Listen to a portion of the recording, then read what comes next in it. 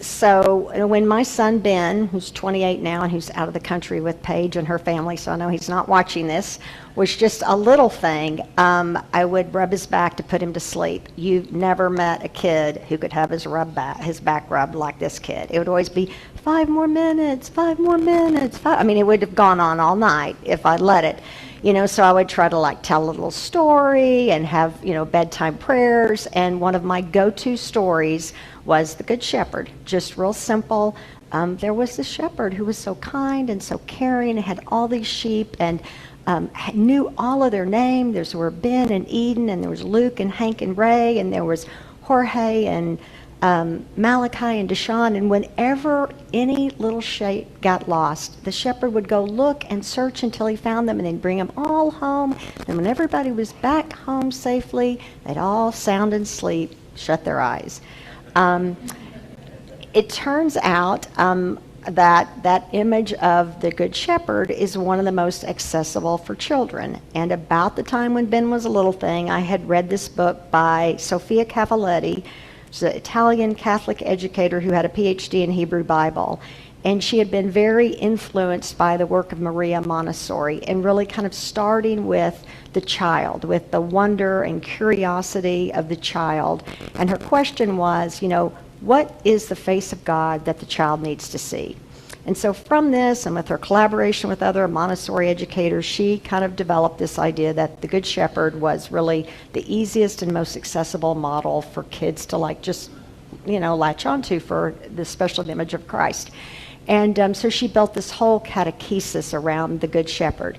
It turns out that it's not just little children that are really drawn to this image.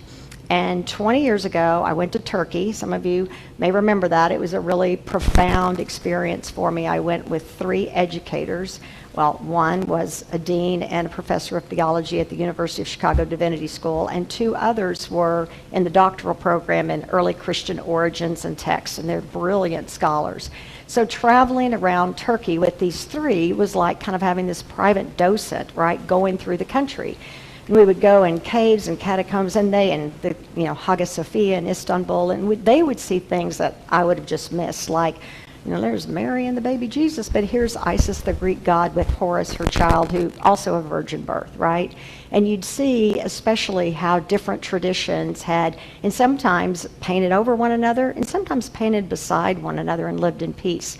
And I remember when we went in the cave churches where some of the earliest Christians had worshiped, being so surprised that the paintings on the wall were not like Jesus and the disciples, but they were in many ways scenes of escape. It was like Jonah in the well or Daniel in the lion's den, which said something about the feeling of vulnerability and fear these people felt, from the Roman emperor and from the landlord and diseases and all these things they couldn't control. And they depicted themselves often as sheep, just like little rudimentary, like the little sheep I held up, kind of painted in this kind of orange. You just faded everywhere, but just sheep everywhere you went. And I remember Tish, who was now a professor of New Testament at TCU, which says something about how brilliant she is, because it's very hard to get a tenure track position anywhere anymore. But she had been in 4-H, grew up in mid-Missouri, worked on her grandpa's farm, and I remember her just looking there, shaking her head at all these sheep and saying, I just don't know why they picture themselves as sheep, because sheep are the dumbest animals. She's like, I remember, herding the sheep with my grandpa and with the border collie, and these sheep would just run around and run right back into the fence and run into the fence, and their faces were bloody, and they just kept going over and over and over again. Again, these earliest followers felt vulnerable, unsure, kind of like the disciples, didn't really know what they were going to do. Much like, who are we going to follow? And so it's no wonder that this image of a good shepherd, this image of one who would protect you and help you and guide you and find the way, was so dominant of an image in the early church. And we hear the image again and we kind of flatten it out, but shepherd during the early centuries was often used as image for the president, the monarch, right?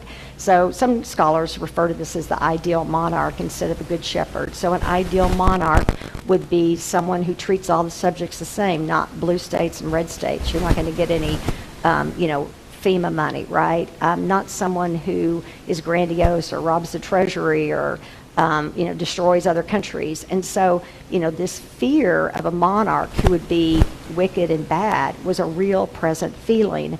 And so longing for one you could trust and believe in, sort of like a good shepherd, sort of like if we think of a Jimmy Carter type figure who maybe was stronger, right? Who, but was protecting, was not trying to ingratiate himself or come out of, the presidency super wealthy. But there's also in the text this kind of odd thing, because while we, have positive associations, the Lord is my shepherd, I shall not want, in the earliest centuries around the formation of Christianity, there was more ambiguity. And so in the Talmud, being a shopkeeper, a sailor, and a herdsman, a shepherd, were some of the forbidden occupations, because I don't know why, but it was just considered something you didn't want to be or do. And they were considered, like in many quarters, kind of worse even than tax collectors. But for me, the image is an interesting one because of the vulnerability. And again, I know some of you have heard me talk about this 20-something years ago when I went to Southern Africa and spent a sabbatical there at an all-girls school as a chaplain. But traveling in this little country of Lesotho, which is completely surrounded by South Africa, which is one of the poorest countries on the planet, where Trump put the most extreme tariffs for some reason, you saw these shepherd boys everywhere, like 10,000 or so in this small country. And they were so vulnerable. Nobody was rubbing their back at night and putting them to bed. They were 8, 10, and 12. Some of them were as young as 6. And they would be wrapped. It's very cold up in the mountains during the winter. They'd be wrapped in these blankets, and they were shepherds. And people have written biographies and stories about this experience. And it's just like these little boys. They couldn't count, but they'd be in charge of, a lot of sheep, and they would know the sheep by name. But they were, hazed by the bigger boys, by the older teenagers. And sometimes they would go days without eating and just, being pushed out into the cold. It's just, so this idea of the shepherd as the one who is to tend and to nurture and to care, but also needs to be tended and nurtured and cared. I think that's an interesting and helpful image for us as we think about even our own lives, as we think about, the people who have shepherded us and cared for us. We think about our own parents. We think about the parents we want to be or the partners we want to be. We want to be, we don't want to make the same mistakes, and what do? We make different mistakes, right? I mean, because even though we want to be caring and nurturing and protective and loving, we're all disappointed. We disappoint other people. I mean, who does not feel disappointed right now in the monarchs and the leaders of this country? I mean, it's just not just disgust and disdain for some of them, but the disappointment. Like, you can't stand up to this, right? So there's this, how do we live in this world where we're called to care for one another, but we're all broken too? Joe showed me this video, this interview he wanted me to see about 6 weeks ago, March 10th, of this professional golfer, Gary Woodland. Some of you may have seen it. He grew up in Topeka, won the U.S. Open in 2019, and by all accounts, he is just the nicest person you could ever know. Our own Dick Kendrick, who's usually with us but has got his back out, has officiated like 20 or so events that he golfed in when he was at KU. Just a really remarkable guy, and has been very involved in Folds of Honor, the group that was started by Dan Rooney when he came home from Iraq, and soldiers came home who were deceased, and so he started this nonprofit that provides scholarships for students and parents and family members of those who've been killed in combat. And to date, they've I think they funded 73,000 scholarships, of which 43% have been for minority students, and they're real clear about that because that represents this country and the country and who is serving. But Gary Woodland's been very involved in that, and then in 2023 he was diagnosed with a brain tumor. And this interview was not about any of that. It was about Gary Woodland coming clean 6 weeks ago with this truth, that he has been struggling mightily with PTSD for the last year. And when they did the brain surgery, part of his brain was damaged, the part that controls like anxiety and emotions. He just won the Houston Open, which was a huge thing, but he's been just crippled, really. In this interview, I don't think I've ever seen a professional athlete this vulnerable, ever, in this interview. It was like 19 minutes, the long interview, but he wept, he cried, he talked about just how horrible this experience, close to ending his, that he is actually just, and he felt bad about it. He wasn't in combat, but he, would have these startle reflexes. He's been out there on the golf course, and he would hear someone coming up behind this major tournament, and he would just lose it. He'd have to go in the bathroom, and he'd cry, and he'd weep. His caddy would have to give him sunglasses to block it, and just this terrible fear and anxiety he's been struggling with for a year. And he finally had this interview, and he said two things. It could have been a sermon at Peace Church. He said, can't keep hiding this, can't keep stuffing this, all the energy it takes to push it down and not be truthful. I can't do that anymore. We have to tell the truth, right? We have to be honest. We have to own the things. I mean, why, again, why do we stuff all this stuff? And then the second thing he said is, you can't go it alone. You cannot go it alone. You have to have a community. You have to have people around you. You have to, and he talked about, all the people who've supported him. And caddy, here he is the lead. When you're a professional golfer, you can go, well, I'm going to let the next guy bat, right? It's just you. And he's got a lot of team behind him. All these people are looking on him for like financial support, and that's their job.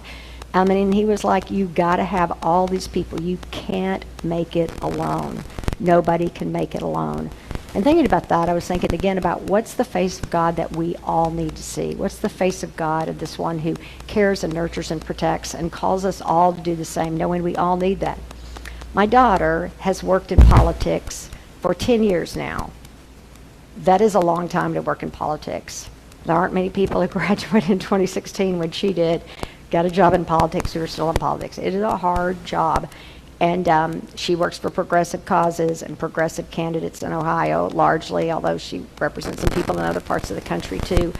And while she's very immersed in the world, she volunteers with Haitian immigrants, and she was kind of like headed up all this ceasefire genocide, stop the genocide movement in Columbus. At the same time, she doesn't like to talk about it. I'm careful not to bring it up because it's on her. She kind of got it in a compartment. She knows it, but she's doing this. And she called this week. She was walking her dog, and she just cried. She just cried. That kind of, I hate to say, you could just crying and crying and crying. And she was talking about Gaza a little bit. She talked about the interview, I guess, with George Bush and Jenna, and how she's interviewed all the presidents, and that, he had said, he believes in democracy, it corrects itself. And she was like, you can't correct a genocide. I took her to the West Bank in high school, and that was probably a mistake. She just can't. And she was just crying and crying and crying. And then I think what set her off was this little park in Columbus, McCoy Park, the only park in this poor neighborhood. It's supposed to be a park for people who are disabled. It's supposed to be, this week, the city council, and she was like, they're all Democrats, voted to give that park to the owner of the Cleveland Browns with a bunch of incentives to build a stadium. And just her disappointment and her crying. And then she was talking about all her friends who stood up to it, and on, and then she kept saying over and over again, only community will save us. Only community will save us. Only community will save us. And I think, interestingly enough, that's where John's gospel goes at the end. Because at the very end, Jesus is leaving, and it's not, who else is going to step in and take my place? Who else is going to be the good shepherd? Instead, he says, do you love me? Feed my sheep. Do you love me? Tend my lambs, right? It's not this great shepherd. It's all of us a shepherding community for one another. In the end, only community will save us, right? That's it. All of us coming together, building our voices, bringing our hearts, opening up, stretching out. Who here does not want to have their back rubbed, right? May we look for ways where we can be kind and caring and tender and loving to every person we meet. Amen.